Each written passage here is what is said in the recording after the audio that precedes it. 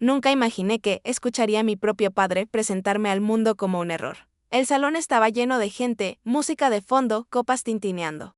Y yo parada en la punta de la mesa con un vaso de café tibio en las manos. Todo parecía normal hasta que él alzó la copa.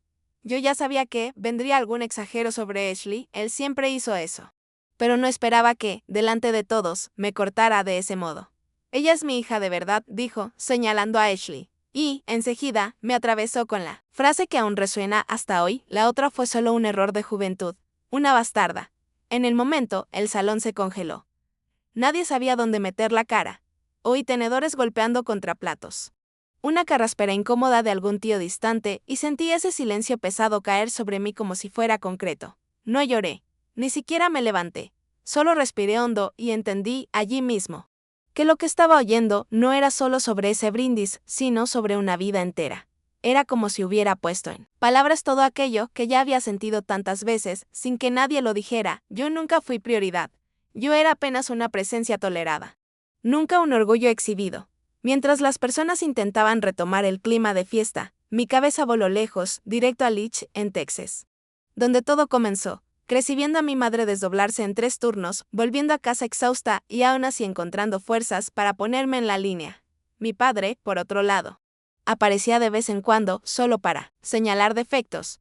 Recuerdo bien una vez en que me dijo, eres igualita a tu madre, terca y sin encanto. Esas palabras se quedaron pegadas en mí. Tal vez por eso, cuando cumplí 18 años, decidí que no daba más para vivir de aquel modo. Junté mis cosas en una mochila y compré un pasaje solo de ida a Carolina del Sur. Recuerdo como si fuera ayer, el primer día en Parris Island. Preguntaron por qué había elegido el cuerpo de fusileros. Y mi respuesta salió sin ni pensar, porque es donde el mérito vale más que el apellido.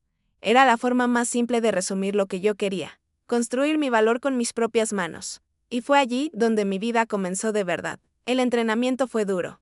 Los días parecían interminables, pero cada sudor que corría me recordaba que estaba lejos de aquel escenario en el que nada de lo que hacía era suficiente. En Parris Island, al menos, el esfuerzo contaba. Nunca fui la soldado que aparecía en titulares de periódico o en las fotos conmemorativas. Yo era la que se quedaba hasta el final, la que cumplía la misión sin esperar aplauso. Pasé por Okinawa, por Fallujah, por Quantico, siempre en el mismo ritmo, llegaba. Hacía mi trabajo y salía en silencio. Décadas pasaron así. Cuando me di cuenta, ya llevaba 2 estrellas en el uniforme. No fue por favoritismo.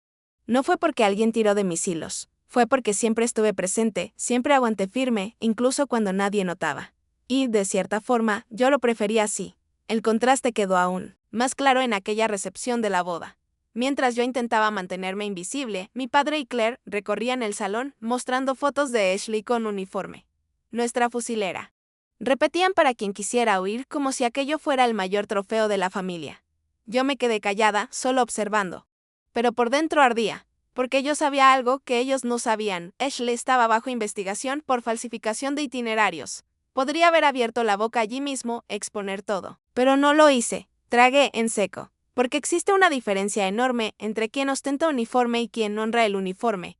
Cuando salí del salón aquella noche, entré en el coche y me quedé algunos minutos parada, mirando el volante, sin saber si conducir o simplemente llorar. Tomé el celular y llamé al general Ortiz, retirado.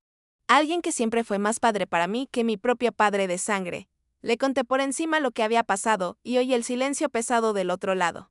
No gastó palabras. De consuelo, solo me dio un consejo directo: vuelve al salón, Laura. Pero ve con el azul. Yo dudé, pensando que parecería provocación.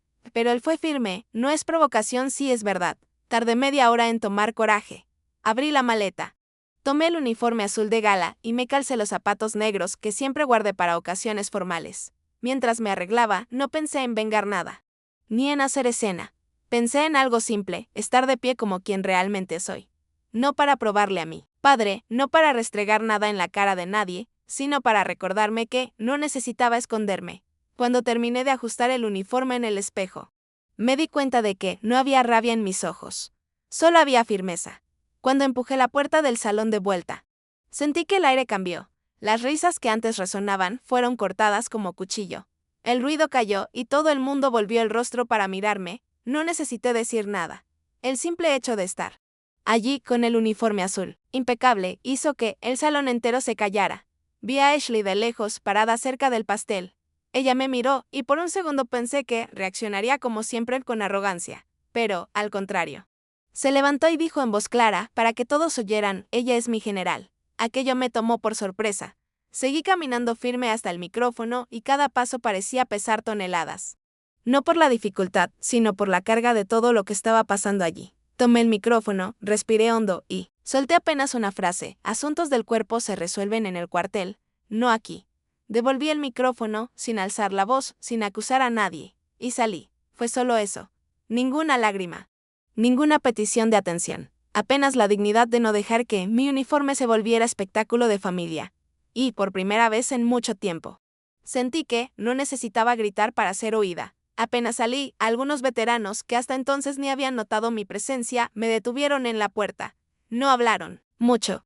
Solo estrecharon mi mano con respeto. Fue como si ese gesto silencioso dijera todo. Ellos sabían reconocer a quien cargaba el peso del uniforme sin necesidad de exhibirse. Aquello valió más que cualquier palabra que mi padre podría haber dicho dentro de aquel salón. Era una validación discreta, pero real. Y me dio una sensación de pertenencia que nunca había sentido en mi propia familia. Poco después, Ashley vino detrás de mí. Estaba diferente, sin ese aire de superioridad que siempre llevaba. Parecía más pequeña, encogida, y apenas dijo que lo sentía mucho. No sé si era arrepentimiento de verdad o miedo de lo que vendría después, pero, de cualquier forma, no me interesó juzgar. Solo respondí: lleva tus recibos a Guántico. El cuerpo exige más que orgullo de familia. Me di la vuelta. No había odio, no había ganas de humillar. Solo la certeza de que, en ese momento, yo ya no era la hija suplicando por atención. Yo estaba en control. En los días siguientes, ya de vuelta a la oficina, necesité lidiar directamente con el informe de Ashley. Leí cada línea con calma, sin prisa por juzgar.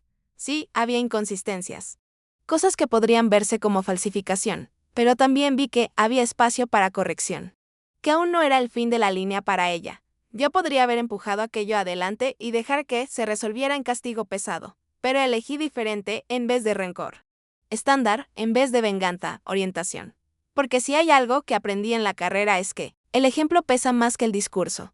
Ese mismo día tomé el coche y fui al cementerio donde mi madre descansa. Me detuve ante la lápida simple. Llevé una moneda en el bolsillo y la coloqué allí como hacen los veteranos cuando quieren honrar a quien cumplió su misión. Me quedé algunos minutos en silencio.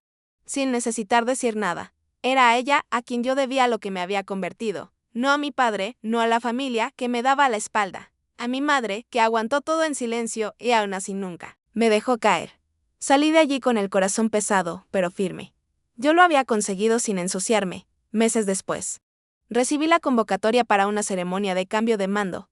Era el tipo de evento en el que, inevitablemente, los ojos se volvían hacia quien estaba en el escenario.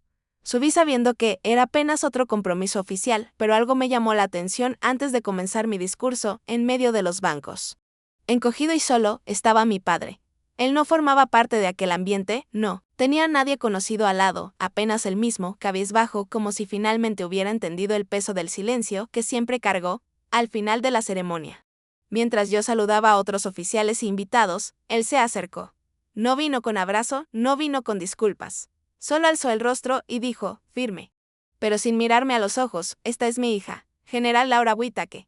Fueron 6 palabras, pero por primera vez no estaban acompañadas de desprecio, broma o comparación. Era solo la verdad, desnuda y simple. No sé si aquello fue un pedido de perdón o apenas una constatación tardía, pero bastó para que yo sintiera que, de alguna forma, un ciclo se había cerrado.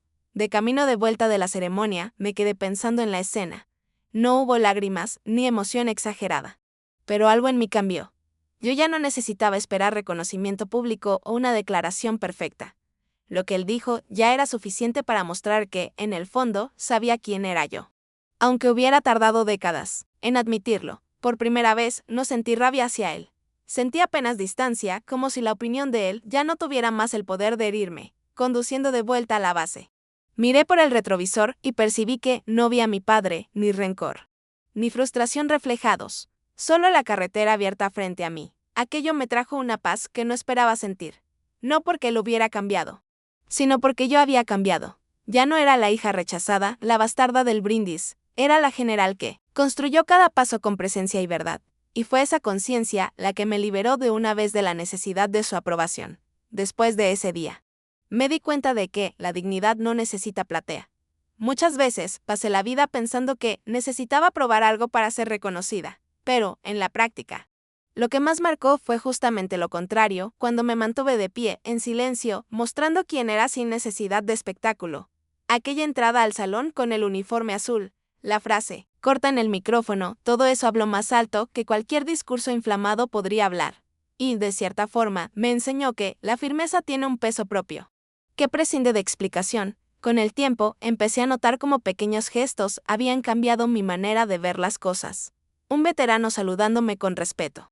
Un soldado más joven pidiendo orientación, incluso una simple mirada de admiración de quien nunca me conoció de cerca. Cada detalle de esos valía más que años de silencio. Dentro de la familia, era como si la vida me hubiera mostrado que la aprobación que yo buscaba no estaba en el apellido, sino en lo que era capaz de inspirar en quien realmente entiende lo que es cargar un uniforme. No voy a negar que aún siento un apretón cuando recuerdo aquel brindis en la boda. Es imposible olvidar el peso de la palabra bastarda, dicha en voz alta como si fuera una broma o una verdad absoluta. Pero hoy, cuando pienso en eso, percibo que ese fue el punto de giro. Si no hubiera ocurrido, quizás seguiría intentando encajar en un espacio que nunca fue mío. Fue duro, pero me obligó a dejar de esperar reconocimiento donde nunca existió. También aprendí que no necesito cargar rencor para seguir adelante. No absuelvo lo que mi padre dijo, pero ya no dejo que eso dicte quién soy. El tiempo me mostró que el respeto no se arranca a la fuerza, se inspira, y cada persona que se acerca a mí con admiración genuina refuerza esa idea. Ashley también terminó encontrando su camino, y por más que tengamos nuestras diferencias, prefiero creer que, de algún modo, ella también aprendió algo aquella noche. A veces todavía me sorprendo recordando a mi madre, cómo sostenía todo callada, trabajando hasta no tener más fuerzas, pero sin nunca dejarme faltar lo esencial. Creo que fue de ella que heredé esa resistencia silenciosa. Cuando estuve ante su lápida y dejé aquella moneda, sentí que, finalmente había cumplido la promesa que me hice a mí misma cuando salí de casa a los 18, vivir de un modo que no necesitara el visto bueno de nadie. Era como si, de alguna forma, ella estuviera allí, viéndome de pie, sin haberme perdido en el medio del camino.